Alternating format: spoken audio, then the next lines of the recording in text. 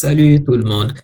Alors, la dernière fois, on avait vu comment on pouvait créer un dossier et le configurer de sorte que il soit reconnu comme base de connaissances par le module de synchronisation.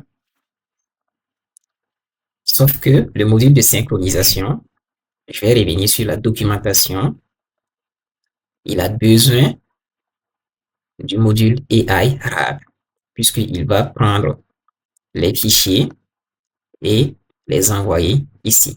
Donc aujourd'hui, c'est le module AI RAG qu'on va voir. Je vais ouvrir ce module.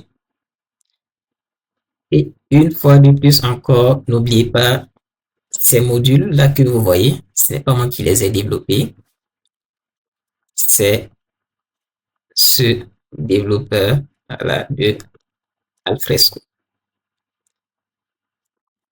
Mon module de AI RAG, j'ai l'impression qu'il n'est pas ouvert. Ah si, il est là. Voilà.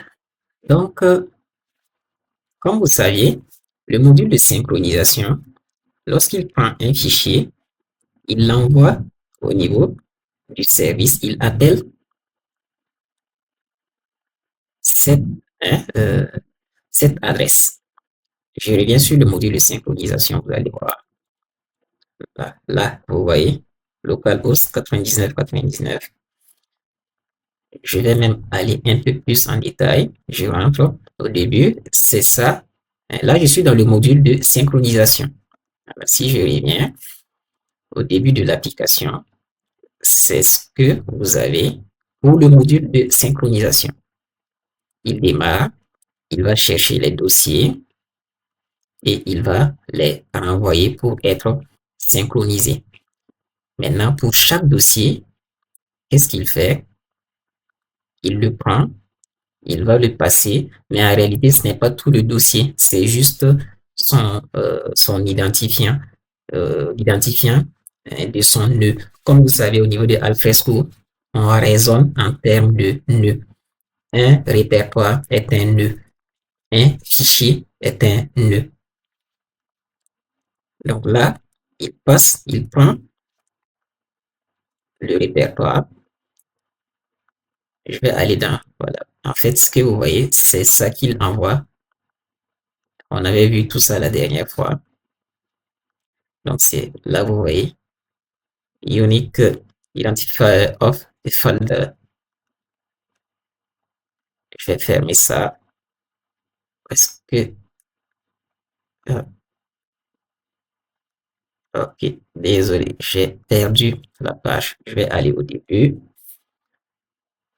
Voilà. Donc, au début de l'application, comme je disais, pour le module de synchronisation, c'est cette méthode qui va s'exécuter. Il va récupérer les dossiers à synchroniser. Il prend étape par étape, c'est-à-dire pour chaque dossier, il le passe ici. Et lui, qu'est-ce qu'il fait?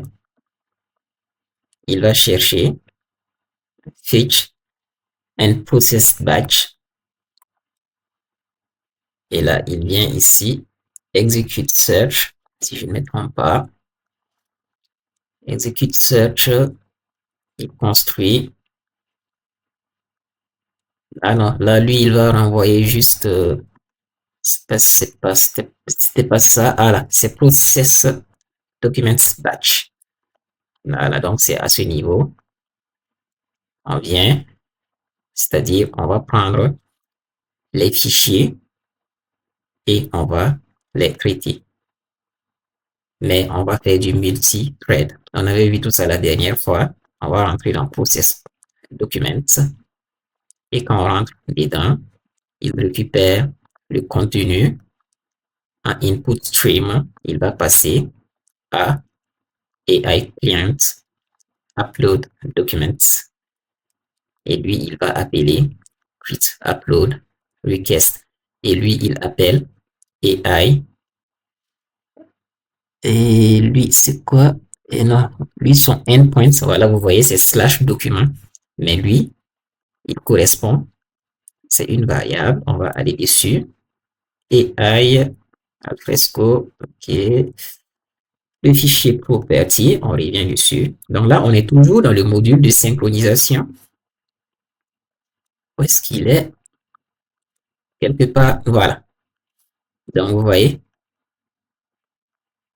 donc c'est ça, il va appeler. C'est pour cela il nous dit ici qu'il ne voit pas. Donc, il va appeler localhost 9999. On va répartir sur le module donc AI RAG. Comme notre module de synchronisation est démarré, il a besoin du module AI RAG. On va ouvrir son fichier YAML, voir il est sur quel port. Donc, vous voyez, effectivement, il est sur le port 9999. Donc, il faut que on démarre notre service. Donc, on avait vu qu'il appelle document, c'était un post que le module de synchronisation va faire. Une fois qu'il va envoyer donc le fichier pour que notre module AI RAG vectorise et stocke dans Elasticsearch, voilà ce qui va se passer.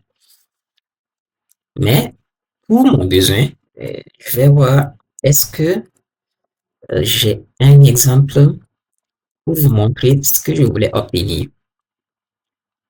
Voilà. En fait, pour faire un assistant IA, vous pouvez stocker, vous savez, les données, les informations, j'allais dire, d'une certaine manière, voilà, en fonction de votre architecture, de votre besoin, de vos contraintes, afin que, euh, voilà, ça ce soit plus facile ou bien, en tout cas, et ça réponde vraiment aux attentes. Donc, moi, ce que je voulais pour le tuto, c'était que lorsque un utilisateur pose une question, imaginez l'utilisateur dit, je voudrais une architecture de Alfresco. C'est ce que l'utilisateur demande. Mon agent IA, mon chatbot, il prend la demande, il vient, il cherche dans la base de connaissances, il me retourne une réponse, mais si toutefois il y a une image associée à cette réponse, je voudrais aussi que l'utilisateur puisse avoir cette image. Donc, c'était l'idée que j'avais. Donc, qu'est-ce que j'ai fait?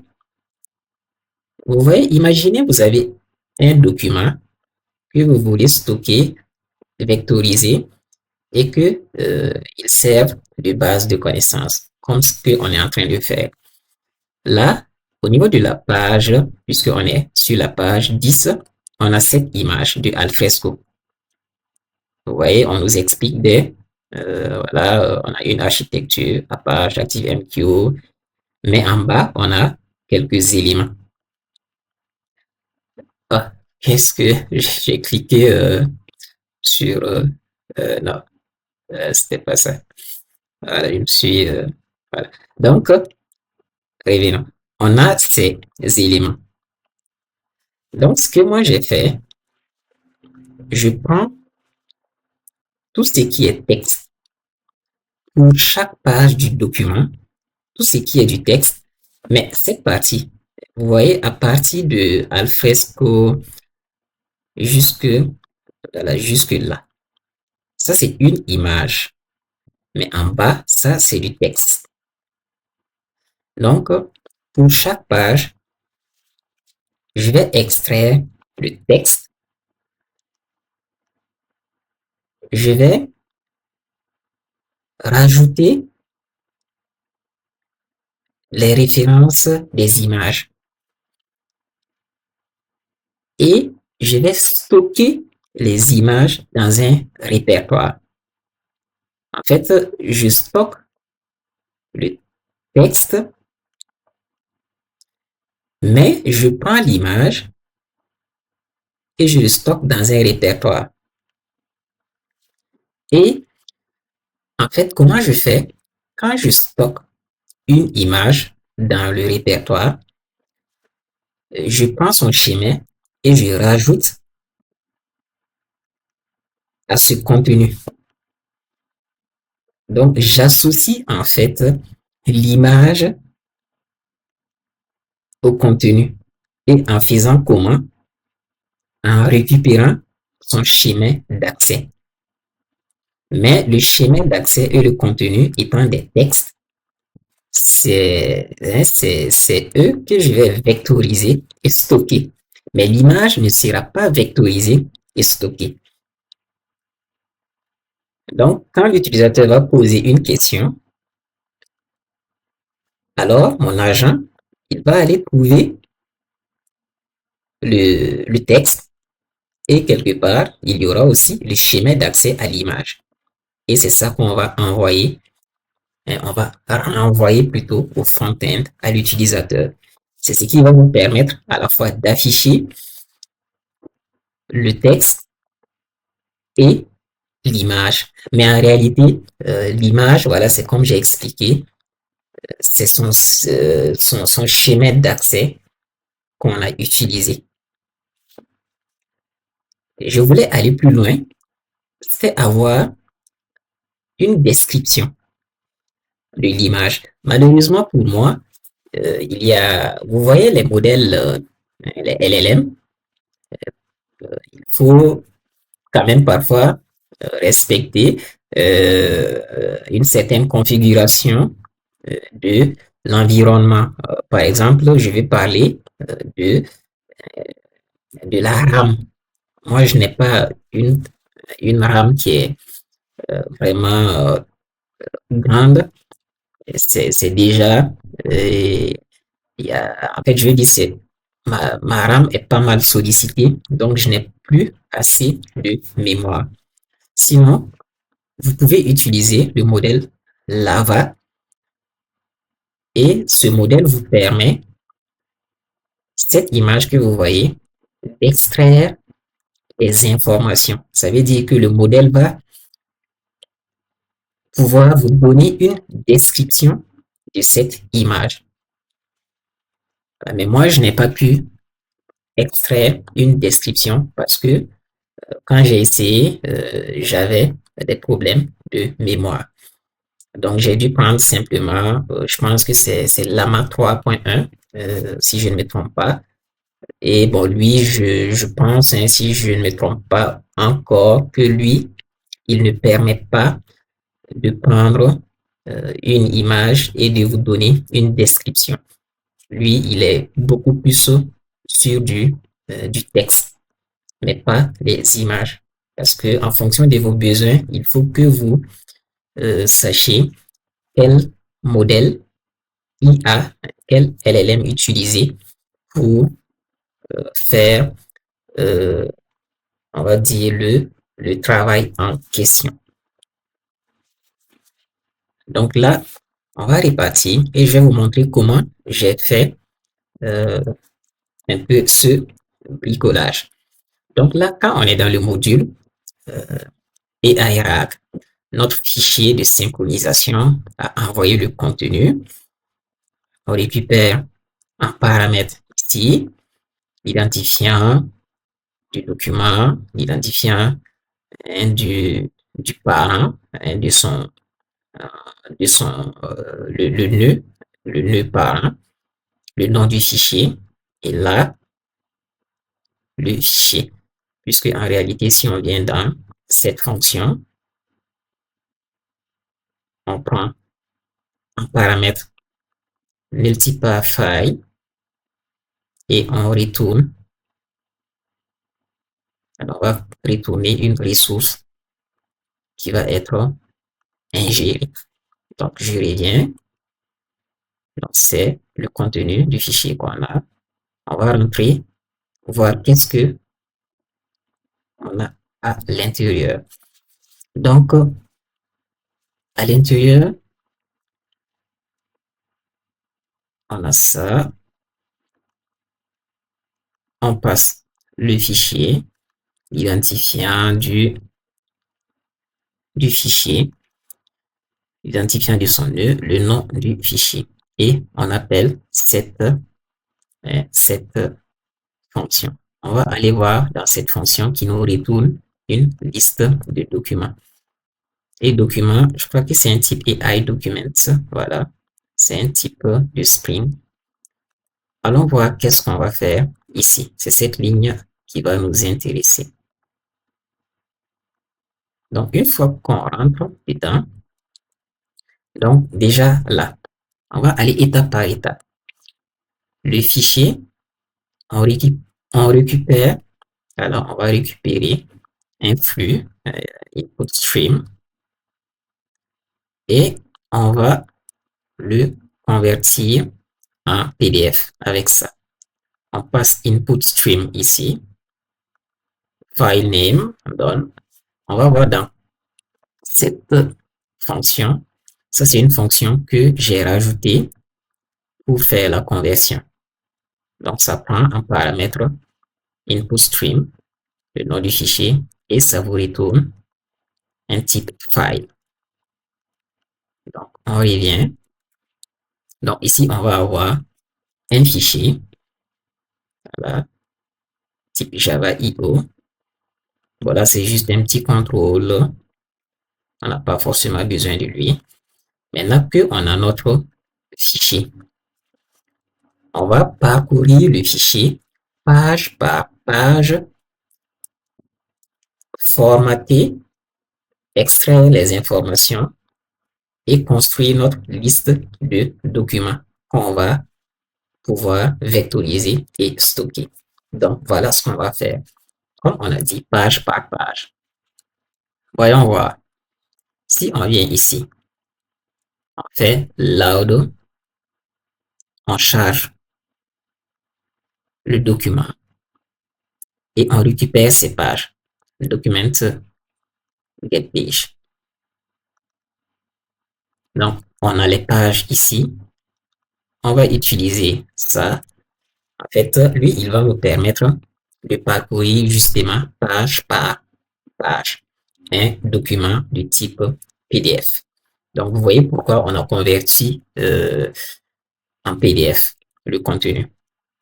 Donc, qu'est-ce qu'on fait? On a dit page par page. Ok, rentrons voir. Ils sont à 0, 0, index, page. Ok. Donc, pour chaque page, qu'est-ce qu'on fait? On dit page plus plus. Donc là, on est à 1. Lui, on a dit cette start page, ça veut dire que, imaginons, c'est un exemple. Hein, voilà, on va avoir ici 1 et ici 1. Ça veut dire commence, prends le début de la page et arrête-toi. Prends le début de la page, mais quelle page précisément? Si c'est page 1, ça va être page 1 et arrête-toi à la fin de la page 1. Donc, cette ligne. Donc, ici, c'est ce qu'on va avoir. Donc, ça, c'est ce qu'on a configuré. Ce qui va vous permettre de parcourir page par page en prenant pour chaque page le début de la page et la fin de la page. Et on descend. Maintenant, pour une page donnée, on dit get resource. On va récupérer ces ressources. En fait, ça va nous permettre d'accéder à quoi? Si vous prenez une page PDF, l'image que vous voyez là, c'est un type d'objet. Donc, avec get resource, on va pouvoir accéder aux objets dans une page. Parce que vous pouvez avoir des images, vous pouvez avoir d'autres types d'objets dans une page PDF. Bon, je les ai pas en tête, mais c'est pour ça on a appliqué ici pour avoir justement les éléments plus tard. Parce que vous avez du texte, mais vous avez aussi une image où vous pouvez juste avoir des images ou simplement des textes dans une page, ou même les deux, comme ici. Donc, ok. Et là, qu'est-ce qu'on a fait?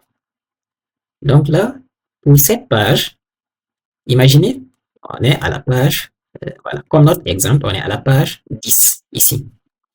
Je reviens, on a dit get text. Donc, il va récupérer quoi? Il va récupérer 113, le titre ici, puisque ça c'est du texte. Voilà, il va récupérer ça et il va récupérer ça aussi, mais pas l'image, parce qu'on a dit get text. Donc, ici, lui, il contient le texte, mais pas l'image. Je vais réduire ici. Donc, qu'est-ce qu'on dit? Donc, ça, on dit récupère la liste des objets de cette page. Puisque n'oubliez pas, ici, on a dit, c'est sur la page, imaginez qu'on soit sur la page 10. Donc, récupère la liste des objets. Et on dit si ce n'est pas vide, parce que si c'était une autre page, imaginez qu'on n'ait pas une image. Ça veut dire que, bah, ici, ça va être nul. Donc, qu'est-ce qu'on va faire? Bah, si on a que du texte dans cette page, donc moi j'ai dit, tu prends le contenu, n'oubliez pas ici, on a récupéré le contenu, le texte, vu que je suis en train voilà, de donner un exemple, hein. Si ce n'est que du texte qu'on a dans cette page, tu prends ce texte et tu dis, voilà, ça c'est moi qui ai formaté ainsi, je mets l'identifiant du fichier, hein, son nœud parent et le nom du fichier. Et qu'est-ce que je fais? C'est une concaténation. Donc, vous voyez ici comment j'ai mis. Et je crée un type document et je mets les métadonnées. Et les métadonnées, c'est quoi? Avec les clés ici, page, média. Et page, ça va être le numéro de la page. Média, média va être vide puisque on aura ça. Média, c'est par exemple, si on avait une image, donc on va avoir le schéma d'accès. Mais donc, ici, ça va être vide. Et je crée et je rajoute dans la liste. Mais si c'est une page où on a une image, comme ce qu'on a ici, donc qu'est-ce qu'on va faire? On va rentrer dans ce bloc. D'accord, rentrons dans ce bloc pour voir qu'est-ce qui va se passer. Donc on dit, si il y a des, on ne sait pas, voilà, mais il y a des types d'objets. Donc tu rentres, tu prends chaque objet avec la boucle for ici. Je vais réduire ça. Où est-ce qu'il est déjà? Et je dis si l'objet, voilà, là déjà vous voyez, je dis get x object. Et je dis est-ce que voilà, cet objet est une instance de type image x object. Si c'est le cas, mais attendez, imaginez, voilà, prenons le cas que ce n'est pas une image. Puisque si c'est pas une image, qu'est-ce que moi je veux? Je veux toujours le contenu quand même de ma page. Je veux le texte. Parce que même si c'est pas une image, moi je veux le texte. Donc, je vais refaire la même chose comme on avait vu ici. Donc, je stocke ça dans document liste. Mais si c'est une image, donc on rentre dans notre if. Et qu'est-ce qu'on va avoir? Cette fois-ci, on dit plus index. Ça, j'ai juste fait ça juste pour venir créer ça ici. Voilà. C'est juste pour pouvoir venir créer un chemin d'accès à mon image. Pourquoi? Imaginez que vous aviez deux, trois, je sais pas, vous avez beaucoup d'images. Donc, le schéma d'accès doit être, bon, j'allais dire dynamique. Sinon, il pourrait y avoir confusion. Donc, c'est pour ça. que j'ai juste mis ici, plus juste index, voilà, pour juste venir plus tard rajouter dans le schéma d'accès que je vais créer à la volée. Voilà, c'est à la volée que je vais le faire. Donc là, je fais get image. Je mets dans un buffer. Là, j'ai mis un nom de répertoire moi-même. Je l'ai nommé Alfresco Image. Je vais revenir à gauche ici. Si vous voyez, à gauche ici, je vais dérouler. Vous voyez comment ça va s'afficher. On va voir, on va voir ça. Donc, imaginez, voilà. Vous voyez ça, page 10. Donc, qu'est-ce qu'on va avoir? Le schéma, j'ai décidé, hein, ça c'est un répertoire que j'ai créé et j'ai nommé ainsi. Et là, j'ai dit, tu crées le répertoire s'il n'existe pas. Là, c'est juste un formatage pour obtenir ça. J'ai créé un datetime formateur pour avoir le jour, le mois, l'année. Et là, c'est l'heure, minute et seconde. Voilà, donc ça, je n'étais pas obligé de faire ça. J'ai juste créé ça pour utiliser plus tard. Si vous venez à gauche ici, c'est ce qu'on va avoir. Jour, mois, pardon, 26, 03 et année. Et ensuite, on va avoir heure, minute, seconde, point PNG. Donc, je descends le formatage. Et là, voilà comment je fais mon chemin d'accès. Donc, ça, c'est mon chemin d'accès. Donc, regardez comment ça va se passer. Page, tiret, regardez à gauche. Sur page 10, tiret, et qu'est-ce que ça met? Ça prend page.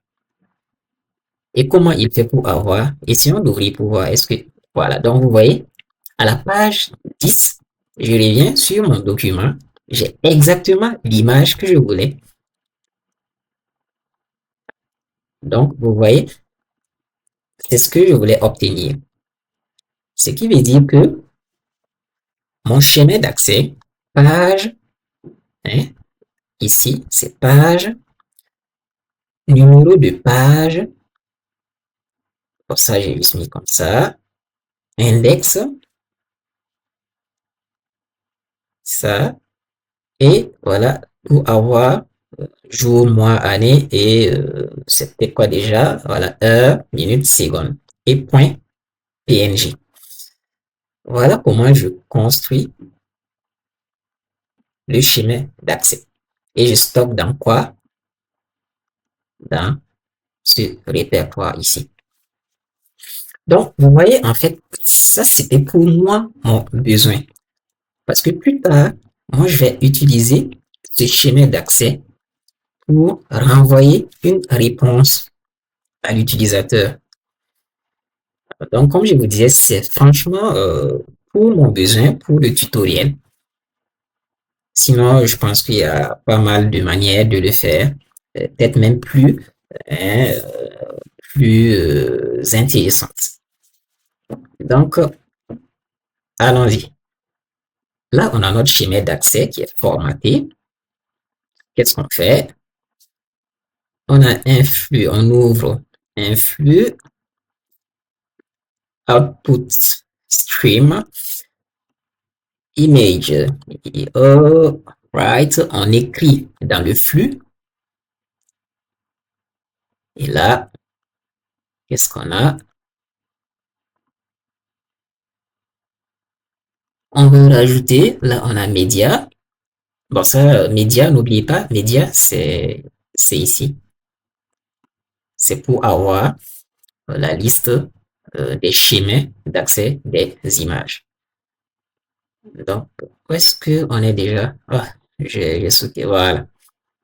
Donc, on a ouvert le flux, on écrit, voilà, on écrit notre image dedans en PNG. Voilà, voilà. Et une fois que c'est fait, maintenant, on met le schéma d'accès ici. Pourquoi j'ai fait ça? Imaginez que dans cette page, j'avais une deuxième image, une troisième image. Donc, je vais stocker cette première image. Ensuite, j'allais prendre la deuxième et ainsi de suite. Donc, média serait une liste de schémas d'accès qui va contenir quoi? Plusieurs schémas d'accès. Mais bon, vu que là, pour notre exemple, on n'a qu'une image, donc on va avoir qu'un seul schéma d'accès. Et comme vous voyez à gauche ici, effectivement, à la page 10, hein, on n'a que ça. Donc, allons-y. Là, voilà ce dont je voulais vous parler. Vous voyez là, mon modèle que j'ai utilisé, vu que le modèle Lava que je voulais utiliser, je n'ai pas assez de ressources. Donc, j'ai pris, je pense que c'est Lama, hein, Lama 3.2 que j'ai utilisé. Donc, lui, en tout cas, à ce que je sache, si je ne me trompe pas, c'est un modèle qui reconnaît, en fait, c'est juste le texte. Lui, c'est plus le texte. Sinon, si on lui passe une image, il ne pourra pas extraire, c'est-à-dire une description. Il ne pourra pas extraire d'informations parce que vous voyez les modèles en fonction du besoin. Il y a des modèles qui peuvent vous générer des images. Il y a des modèles qui peuvent lire une image et extraire des informations. Donc, je n'ai pas pu le faire par manque de ressources. Par contre, j'avais utilisé la Lava sur un autre ordinateur et je peux vous dire, à mon niveau, en tout cas, j'ai pu extraire des informations. Voilà. Mais l'ordinateur que j'utilise là en ce moment, bon, je n'ai pas pu le faire malheureusement. Vous allez voir d'ailleurs ce qu'on va avoir. Donc là, ici, voilà, bon, voilà, donc là, c'est pour que mon modèle puisse extraire. Donc, vous pouvez l'utiliser hein, si vous avez les ressources, le code tel qu'il est, et vous allez avoir votre description. Le but, comme j'avais déjà expliqué, c'était quoi? C'était que bah, l'image, certes, vous voyez l'image, on a ici le schéma d'accès, on l'a formaté, on l'a stocké, mais imaginez que l'utilisateur, vu qu'il a posé une question, comme j'avais donné l'exemple, je voudrais une architecture de alfresco. Bah, si mon LLM a pu extraire une description de cette image, ça veut dire que la description aussi euh, fait référence à l'image. Et la description, ça, hein, cela allait être du texte. Donc, moi, je vais extraire ça et stocker. Voilà, donc c'est ce que je voulais faire. Donc, j'allais pouvoir extraire, c'est pour cela, j'ai ce code ici. Donc, le message, c'est le prompt. J'ai dit hein, à mon LLM, read every information into image. Voilà, dit toutes les informations dans l'image. Si possible, génère voilà, une description compacte. Qu'est-ce que j'ai bien dit? J'ai dit même déjà that explain only what is visible. Voilà, donc je lui dis de me générer juste une description qui explique seulement ce que tu vois. Voilà, ou c'est une instruction voilà, que je donne à mon LLM. Donc là, c'est le prompt et là, l'image que j'ai passée et voilà comment j'ai fait. Je construis un objet de type média et là, je passe l'image, je passe le prompt, je construis le message ici, user, qui est de type user message. Et vous voyez, là, j'appelle mon client, qu'est-ce que je dis, mon agent, mon agent IA, le prompt. Voilà, je dis new prompt. Vous voyez le prompt ici, le prompt que j'ai construit en passant ce message et l'image et je récupère un string cal content ici. Donc voilà en fait ce qu'on allait obtenir et je passe la description. Donc, malheureusement, cette partie, vous allez voir, mon agent IA, il dit, je ne peux pas, bon, j'ai oublié exactement le message, mais un truc du genre, je ne peux pas te donner une description, ou bon, en tout cas, voilà. OK. Et je reviens, je construis le contenu, text content, et je vais le passer dans Media. Donc, en fait, c'est ce que, c'est ce que on allait obtenir. Mais bon, vu que je n'ai pas assez de ressources. Voilà. Et là, je construis mes métadonnées. Je passe text content. Et là, je construis mon objet document et je passe à la liste de documents. Donc, vous voyez comment notre liste de documents va se construire. Donc, c'est comme ça, ça va se passer pour parcourir le document page par page. Donc, on va avoir, une fois qu'on a la liste des documents, la métadonnée, je pense que lui, je ne l'ai pas tellement utilisé pour mon agent IA. Voilà, lui, c'est pour construire les, les métadonnées en assignant l'identifiant du fichier, l'identifiant de son nœud parent et le nom du fichier. On va répartir. Et là, qu'est-ce qu'on fait? On va passer, en fait, la liste des documents qu'on a, euh, on a, on a traité. Et qu'est-ce qu'on va faire? Ici, on va appliquer cette fonction. Lui, en fait, il va découper en, disons, le document en une certaine taille afin que notre base de données vectorielle puisse vectoriser et stocker. Donc, c'est les chunks, si je ne me trompe pas. Bah non, ah non, c'est pas un chunk. Bah, il fait un split.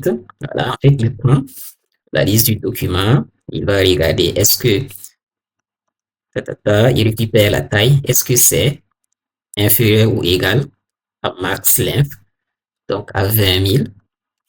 Bah, si ça répond, il va juste rajouter. Sinon, il fait, qu'est-ce qu'il fait? Donc, imaginons que c'est supérieur. Ah, il fait un split.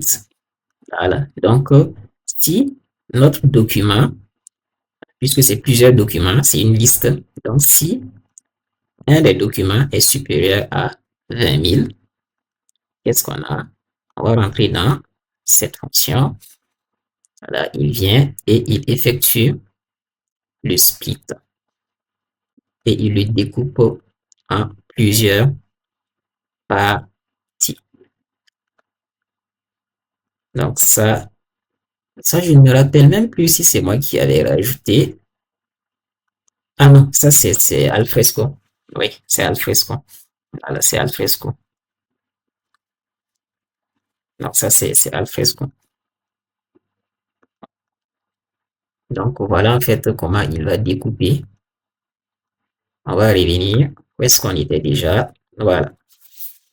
Donc là, en fait, il va traiter le document de sorte à ce qu'on obtienne une taille qui soit par document, hein, une taille qui soit acceptable pour notre base de données vectorielle afin qu'elle puisse vectoriser et stocker.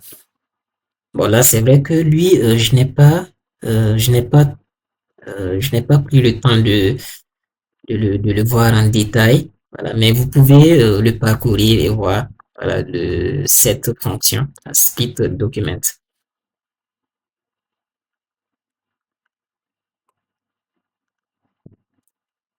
Donc là, une fois que notre document, on l'a on a découpé et on a pris pour chaque document, hein, on a découpé et on a réduit, si toutefois la taille était trop, hein, on a réduit, on réécrit voilà, une autre variable, on les passe et cette fois-ci, qu'est-ce qu'on va faire? Mais avant, vu que le document qu'on est en train de vectoriser et de stocker, bah, si son identifiant était là, ça veut dire que c'est comme si c'est une mise à jour qu'on est en train de faire. Donc, on va supprimer ce document et on va stocker les nouvelles informations qui font référence à ce document. Donc, c'est pour ça que vous avez cette ligne. Donc, on supprime le document ou si vous voulez, on supprime le fichier en question. Voilà, parce que là, quand je dis document, c'est le fichier autrement. Imaginez que voilà, ce soit ce fichier. Voilà, donc, on va le supprimer. On va aller voir. Voilà, bon, là, il n'y a pas grand-chose. Il appelle quoi? Il appelle, voilà, vous voyez, là, lui, il prend un paramètre. Et par contre, déjà, où est-ce qu'on était? Là, il prend document ID, l'identifiant du fichier, et dans la base des données vectorielles, ici, là, il fait une recherche de similarité. Il va récupérer la liste des documents, puisque imaginez que voilà, c'est ça ce fichier qu'on a vectorisé stocké. Par contre, il a un identifiant pour chaque partie de ce fichier qui a été vectorisé et stocké, l'identifiant est associé à cette partie. Quand je dis partie, qu'est-ce que je vais dire? Là, on a page 10, on a page 11, il y a jusqu'à page 45. Donc, pour chaque page, on va associer le même identifiant. Ce qui fait que si je fais une recherche de similarité, bah, je vais récupérer toutes les 45 pages et je vais les supprimer. Donc, c'est ce qui va se passer ici. Et maintenant, voilà, il récupère, il construit une liste et vérifie si c'est pas vide et il fait une suppression. Donc, c'est ce qui va se passer. Donc, revenons, je crois qu'on était, c'est où déjà, c'est ça, non, voilà. Donc, c'est cette ligne, c'est ce qu'on va avoir. Maintenant, vu qu'on avait découpé, euh, voilà, et de sorte que hein, nos documents respectent une certaine taille, on va pouvoir maintenant passer à la base de données vectorielle. Et c'est cette ligne qui fait ça. Et là, cette ligne va faire le embedding. Et le embedding, comme vous savez, c'est transformé en vecteur. Et en fait, ça va faire une correspondance pour ça sera une représentation mathématique. Donc, c'est ce qu'il va faire. Il va faire le embedding et stocker. Je vais vous montrer déjà un exemple avec Kibana et justement Elasticsearch. Mais répartons pour voir le fichier de configuration. Parce que ça, donc là, on a ces éléments, Elasticsearch, URL, AI, on appelle Olama ici, l'URL, puisque bon, je suis en local, c'est pour cela. Là, les paramètres qu'on a configurés, le modèle de chat, Donc là, vous voyez, c'est des modèles que j'avais testés. Voilà, donc le modèle Lava dont je vous parlais, mais c'était pas le dernier. Celui-là, j'ai mis la test. Je pense que j'ai oublié c'était quelle version. Mais plus tard, si vous êtes intéressé, hein, voilà, vous pouvez me dire. Je vais vous donner la version de Lava que j'avais utilisée afin de d'extraire une description d'une image.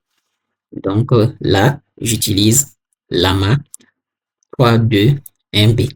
Et vous voyez, only for text. Voilà, donc seulement pour du texte. Et là, voilà, handle text and image. Donc le texte et l'image, lui, il prend en compte. Température 0, pourquoi pour qu'il soit vraiment, on veut la réponse la plus proche. En fait, c'est ça. Et ça, c'était euh, pour le modèle de chat. Maintenant, le modèle de embedding, c'est quoi? Nomic, voilà. Et là, on dit vector store, Elasticsearch, et le nom de l'index. Donc, ce sont ces éléments qui sont vraiment très importants. Et bon, voilà le reste. Bon, voilà, donc c'est vraiment ça. Là, le modèle de chat, lorsque l'utilisateur pose une question, le modèle de chat, c'est ce qui est utilisé pour répondre. Mais en réalité, le embedding va intervenir aussi, puisque lorsque vous voulez faire une recherche de similarité, il faut que on fasse justement cette conversion.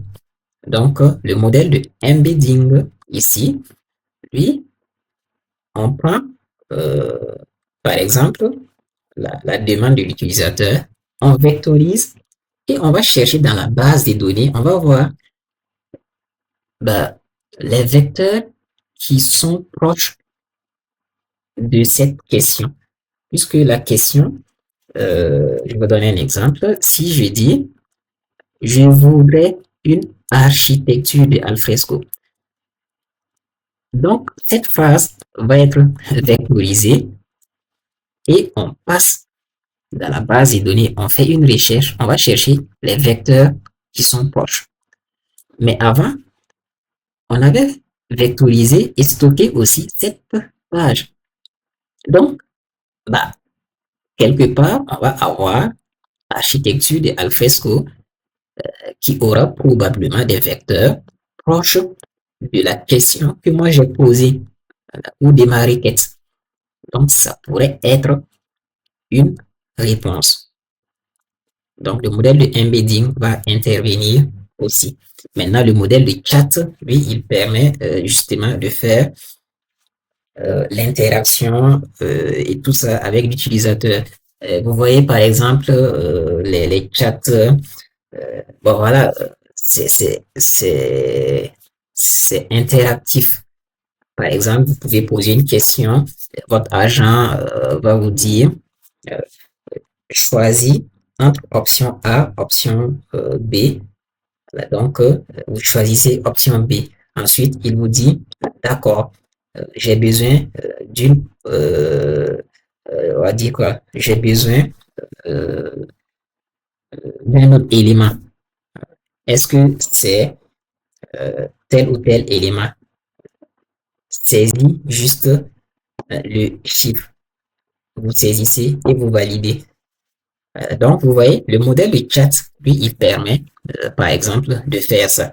Et le modèle de embedding, lui aussi, il intervient et pour la vectorisation et aussi dans la recherche.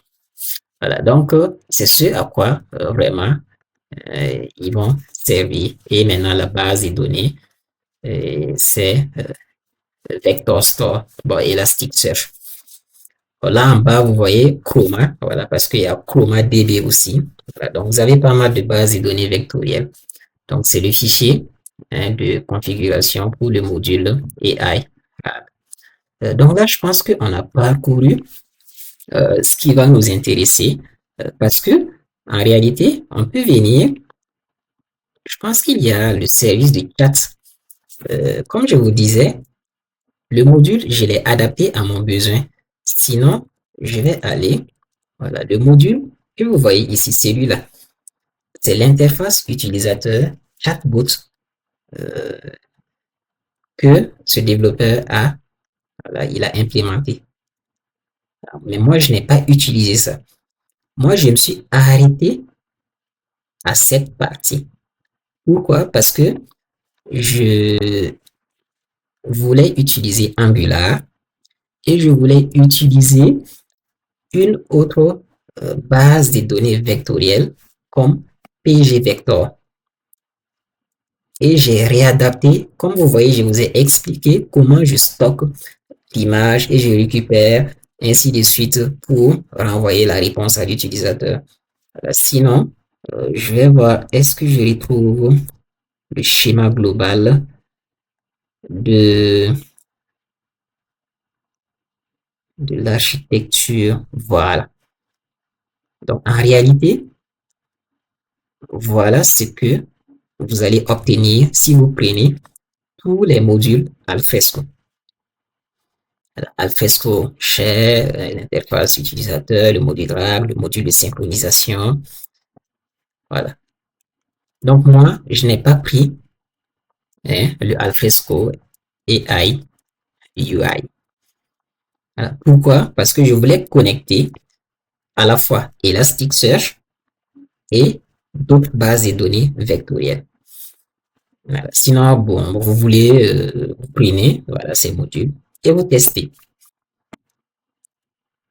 Mais ne vous inquiétez pas, je vais déposer au niveau de Git ce que j'ai implémenté pour que vous puissiez avoir. Donc là, ça sera tout pour ce que j'ai, ce dont j'avais besoin au niveau de Alfresco. Donc là, je pense que si je n'ai pas oublié, voilà, c'était le plus important. C'était vraiment ça. Ok, donc n'hésitez pas vraiment à laisser des commentaires. Voilà.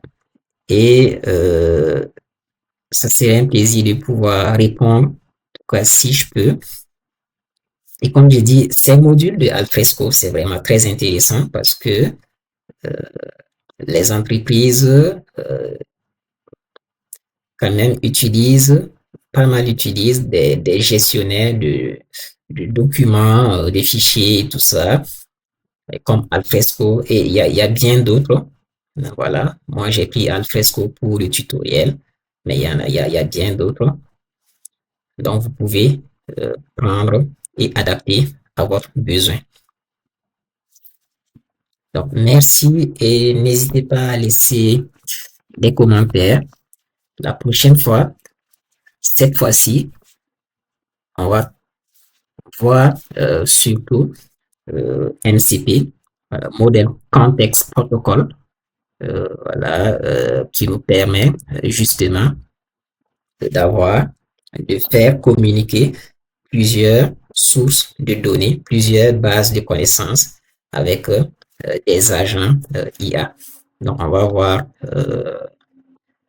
Spring AI justement, MCP, avec, je pense, pgvector. Donc, merci à vous et à très bientôt.